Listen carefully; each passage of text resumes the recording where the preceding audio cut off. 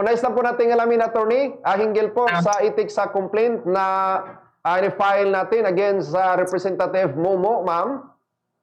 Yes po, kasama ko dito yung Task Force Kasanag Incorporated, non-governmental organization po sila, headed by Dr. John Chuong. Actually, sila po ang lumapit sa akin, nagsabi sila na after dun sa plunder case, it is about time daw that we have to file ethics complaint against Congressman Romeo Salazar Momo before the Committee on House Ethics and Privileges. Kasi andyan naman po sa House Rules nila yan sa 20th Congress. So ano po ang grounds na nakita natin dito, ma'am? Actually, sir, basing on the ang tawag dito, basing on the House Rules, tatlo ito, sir, ang ano natin, ang grounds ng ating House Ethics complaint, disciplinary complaint actually. Una, violation of ethical standards and conflict of interest. Ano yan? Remember that Congressman Romeo Salazar Momo is the chairman of the Public Works, and di ba? Oo, siya po ngayon. Tapos andyan po kasi yan, sir, pag ikaw ay sitting congressman, prior talaga yan sa start ng mga committeeship, yung chairmanship sa committee, ang unang itatanong sa'yo is, do you have conflict of interest? Yeah. Okay, so I don't think that he was able to divulge honestly the conflict of interest because as what I have said already po na 2019 sa GIS nila, si WS congressman na siya noon, sitting board member siya ng Surigao Authority Corporation. Tapos nung naging district congressman po siya ng 2022, ay sitting congressman and at the same time sa GIS sila noong December, as of December 19, 2022, andyan pa rin po siya as board of director. Ngayon, hindi na siya, but the beneficial ownership po of Surigao Authority Corporation is that of the family. Because ang president is anak niya, ang treasurer is asawa niya, ang corporate secretary is anak niya, and the rest of the board of directors of Surigao Authority Corporation is mga anak niya at saka yung isang apo niya na si Ryan Lester. So that is a violation of ethical standards and conflict of interest po. Yun ang una. Pangalawa, grave misconduct and conduct prejudicial to the integrity of the House. Ano naman po yung pangalawa, yung sa integrity of the of the House po, grave misconduct according po sa sa House rules po nila is misconduct in administrative and ethical proceeding has been defined as a transgression of an established and definite rule of action, particularly where the act is tainted with corruption, clear intent to violate the law, or flagrant disregard of rules. Meron siyang flagrant disregard of rules because nga may beneficial ownership, may conflict of interest, yet he did not divulge it. Yung pangatlo po namin is let me read lang po kasi para hindi po ako hindi po ako magkamali kasi syempre hindi ko din naman memorize kahit ako ang gumawa. Conduct unbecoming of a member of the House of Representatives. It's really unbecoming on his part po to to continue po being a member of the House of Representatives and a chairman of the Public Works and Highways. So we filed ethics complaint against him before the Committee on Ethics and Privileges. So, attorney, after na-file po natin itong ethics complaint against Representative Momo, posibleng ano po kaya no ang resulta nito, attorney? Actually, sir, ito yung mga ito yung mga prayers namin. Idakit nila, receive and give due course to the ethics complaint, issue the appropriate notice kay Congressman Momo, then they should conduct a formal investigation and then recommend and impose the appropriate disciplinary sanctions. Kasi looking back, sir, remember, sinuspend po nila si Congressman Barzaga. Yeah. Si Miao Miao. Una, sinuspend nila ng 6 months dahil nga unbecoming daw. Unbecoming daw yung yung acts niya doon sa kasi nagalit sila sa katatala. Yun nga, sir, they considered is unbecoming. Ano pa kaya ito na based on evidentiary documents? Di po ba? Then, nung naman sila, sinuspend naman nila ulit. So, kami, sir, we prayed lang. Actually, dalawang beses kami, sir, bumalik sa Congress, eh. Una, pumunta kami last week. Hindi kami pinapasok. Doon lang kami sa guard house. Kasi at that time, yes po, iba na ngayon, sir. Yeah. Yung parang they are protecting. But I'm happy naman that this time, kanina po, they allowed us to go inside the House of Representatives, and finally they received our complaint. So ang akin lang, sir, is I pray and I so given the respect naman po sa chairman ng House Committee, including the members, na I pray that they are going to impose the appropriate disciplinary sanctions under the rules of the House on Committee on Ethics and Privileges. Yeah. Kasi according to the House rules, it's admonition or censure, yung una. Second, suspension from the service. And then yung number 2 ang ginawa ang pinataw nila kay Congressman Barzaga. Then ang pangatlo po is expulsion. Pero we are praying that it should be expulsion as the evidence established grave ethical violations and conduct grossly unbecoming a member of the House. Kasi, sir, una pa lang talaga, sir, bago ka umupo as chairman po ng any committee, what you call this one, the congressman will be asking you whether or not there is conflict of interest. So why is it that he is still the chairman of the public works where there is a glaring conflict of interest on his part, being a board of director of Surigao Surety Corporation and also owned by the family? So yun. Actually, sir, after namin mag-file, we went also to the office of Speaker Buji D.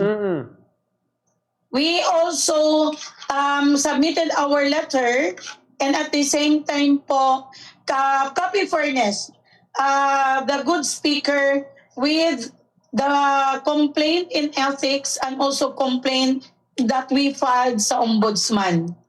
Because it is not proper for taxpayers like me and for the task force Kasanag Incorporated headed by Doc Jan Chong to inform the House of Representatives that there is conflict of interest on the person of Congressman Romeo Momo.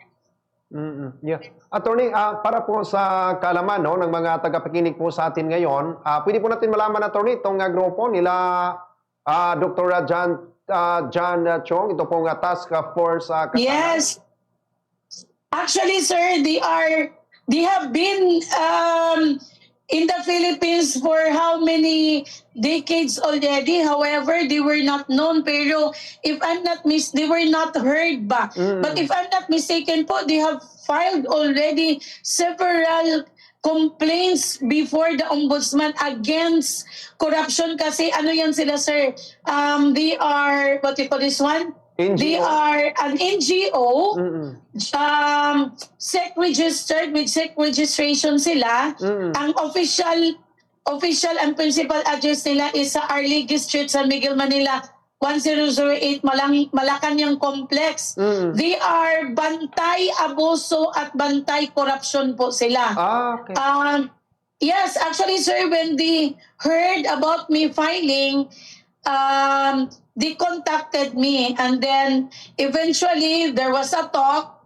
Then ginawa din nila akong legal counsel because nagpa-ano na rin ako, nagpa-member ako sa kanila kasi this is a very good po NGO, non-government organization. Ang ano lang nila advocacy is bantay abuso at bantay corruption po. So, nagustuhan ko ang kanilang ipinaglaban, which is so swak naman po sa pinaglaban ko. So, ano ako sa kanila, and now we are helping each other to file. Actually, marami pa kaming ipa-file, sir. Hindi lang kay Congressman Momo. Meron pa sa iba, but I cannot divulge it yet now because we have not yet filed. But I think this month or in in the first week of March, meron po kaming ipa-file sa iba namang congressmen po. So ibig ko palang sabihin, attorney, dahil medyo may katagalan na po na nag-exist itong grupong ito, itong NGO, dahil po sa kanilang advokasya, medyo marami-rami na po, attorney, yung masampahan nila ng kaso. May nasampulan na po ba?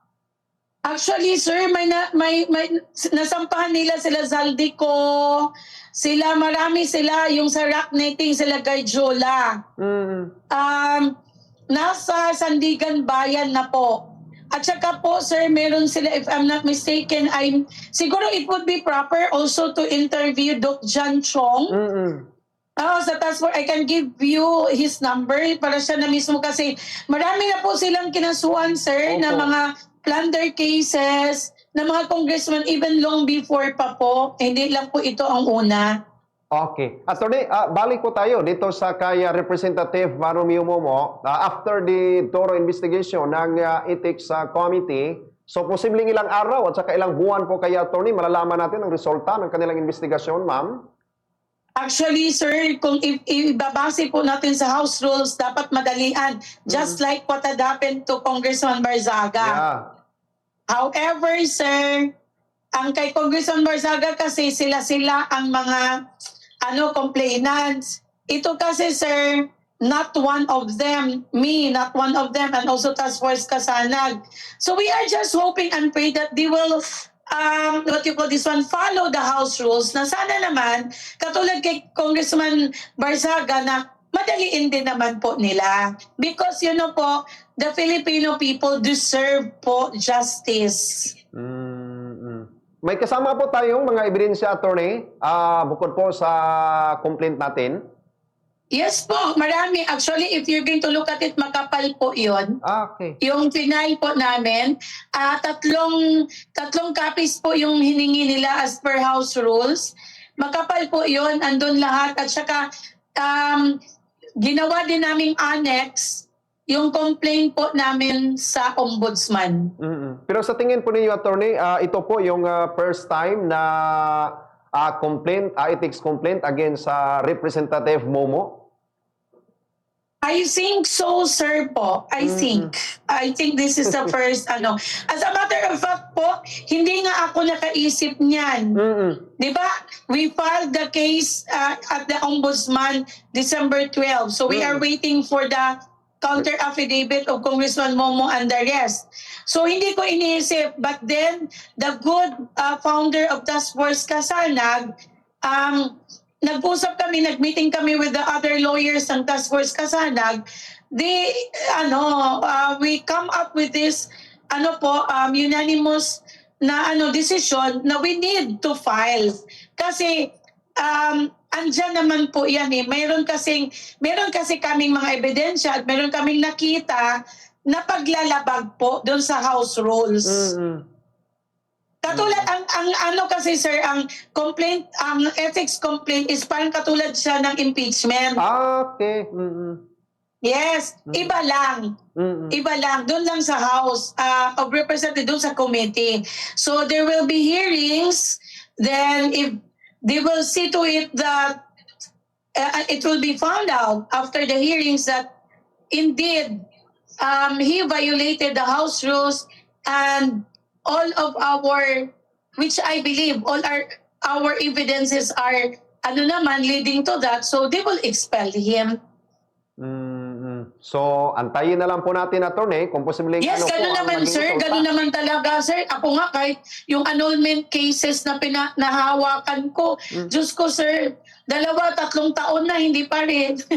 Gano'n talaga yon ha. Dito sa atin sa Pilipinas, mabusisi kasi tayo when it comes to ganyan. So kailangan talaga sir ng series of hearings at saka i-check naman yung mga ebidensya. Pero ako sir, hindi naman kasi ito paninira. This is our way of helping the Philippines, our way of eradicating or if not exposing the corruption sir, para naman po deterrent ba, para yung iba naman po magkaroon naman sila ng pagdadalawang isip na wag naman nilang gawin yung mga hindi karapat-dapat gawin ng isang sitting congressman. Yeah. Bago pa lang po, attorney, nag-experience po ng bagyo dito po sa Caraga Region. Lalo na po doon sa Surigao del Sur, nagdeklara po sila ng state of calamity. Any update po, attorney, doon po sa Surigao del Sur, sa mga kababayan natin doon? Actually sir, grabe ang nangyari sa ang baha in Carcan Magcarlan, lalo na yung Carmen, Cortez, Lanuza, yung Lanuza sa Norcia, unpassable. Marami pong binaha, marami pong nasirang mga daan. It's so painful lang po na ang sitting governor namin nag-ano siya sa kanyang official page nung the day after the bagyong Basyang, nag-post po siya na passable na hindi naman totoo. So marami pong mga tao, dyan po yun sa Facebook. Pagkatapos, it's so painful din na imbes na ang daming binaha, nandun po sila sa Hinatuan, sa Enchanted River, together with Jet Li, at saka ibang artista, at saka kay Senator J.V. Ejercito. Nandun sila kumakain, pinost po yan, kumakain ng mga masasarap, mga seafoods, lahat-lahat. Para bang hindi naman apektado ang majority ng mga tao sa Surigao del Sur. Doon, yun lang sir ang update na gusto ko ba na, bakit ganun po? Sana naman, gawin naman po nating, we should be sensitive to the people. Tapos ako po sir na nag-file ng complaint, nag-file ako ang nagiging advokasya ko na kasi ever since na mag-post sa Facebook about accountability, ako pa ang binabash, ako pa ang sinisiraan. Gusto ko lang naman po sir sabihin sa mga tao na we have the right, it's in the Constitution to air our grievances. Hindi po ito sir pamulitika as what I have been saying. This is not about politics. It's not about election. This is about accountability. Can you just imagine, marami pong binaha. Tapos saan ang governor namin, kasama si Jet Li, at saka yung ibang artista, at saka si J.B. Ejercito, kumakain ng masasarap doon sa Hinatuan, Surigao del Sur. Samantalang ang lungsod ng Norcia at mga karatig lungsod ay hindi passable. Please be sensitive po sa mga tao. Marami nga pong mga tulay doon, ma'am, ang nawasak, ma'am, mga daan, no, hindi na po madadaanan. Kaya nga, sir. Pero alam mo, kung sino naman ang ginablame ng mga politiko? Ang ulan. My God naman, sir. Alam niyo, sir, ito talaga paulit-ulit kong sasabihin. Na para sa akin, sir, ang pinaka-the best na whistleblower ang Panginoon through Mother Nature. Kasi sir, kung hindi po bumaha, walang flood, hindi natin malalaman na merong ghost flood control projects. Mm. Di po ba? Mm. So if you're going to look at it, it's God who became the best whistleblower through Mother Nature. Because it's about time for our politicians, for our leaders to be awakened. Na tama na. Kung hindi po kayo mahiya, makonsensya naman kayo sa mga tao. Kung wala ngang flood, kung walang natural calamity, malalaman ba natin, sir, yung paldo-paldo na allocables, paldo-paldo na conflict of interest ng mga contractors? Yet, these people are targeting me. They want me dead and they want to silence me. Pero kung wala po tayong katulad sa akin, mag-i-enjoy sila, sir. So let's have to thank God, sir, na through Him, through Mother Nature, our Mother Nature, sir, is ailing.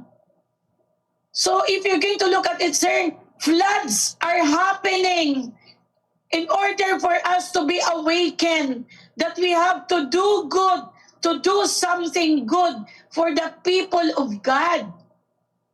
Yeah. Yeah. Yet they are bashing me. Ipapa-aristo ako. Kakasuhan ako ng cyber libel na wala namang libel. This is, sir, what I am doing is accountability. This is not, sir, hindi ito pamulitika. Ewan ko kung saan nila, gano'n naman ang mga politicians, sir, mga leaders. Pag meron pong mangingay, sasabihin nila na pamulitika. Hindi po, sir. And I am going to say it again before you, sir, and the thousands of your listeners.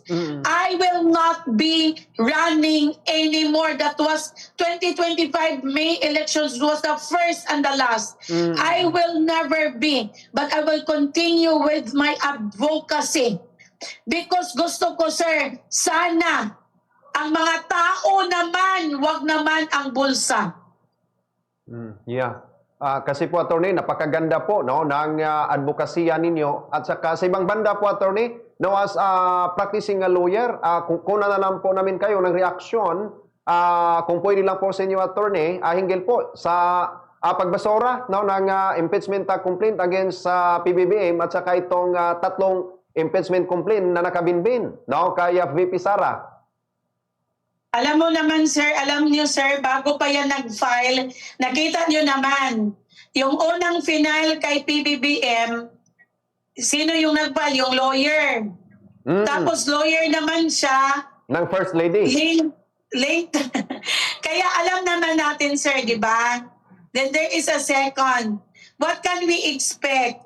Alam mo, sir, ako nga, di ba, pumunta din doon, sir, sa plenary si Martin Lumaldes. Oo. Wala siyang sinabi, nakaganyan lang siya, Oo.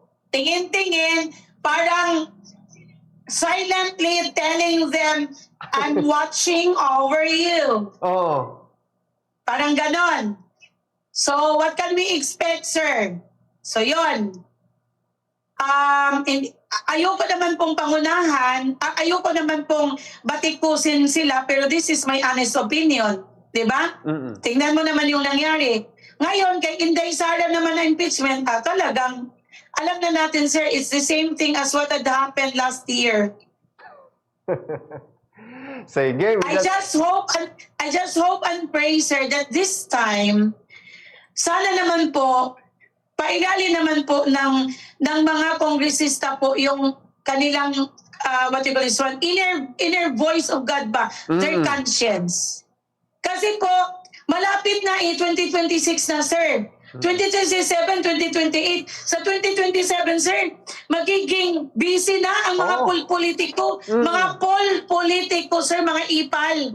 Magpapabango na yan sila, sir, in preparation for the 2028.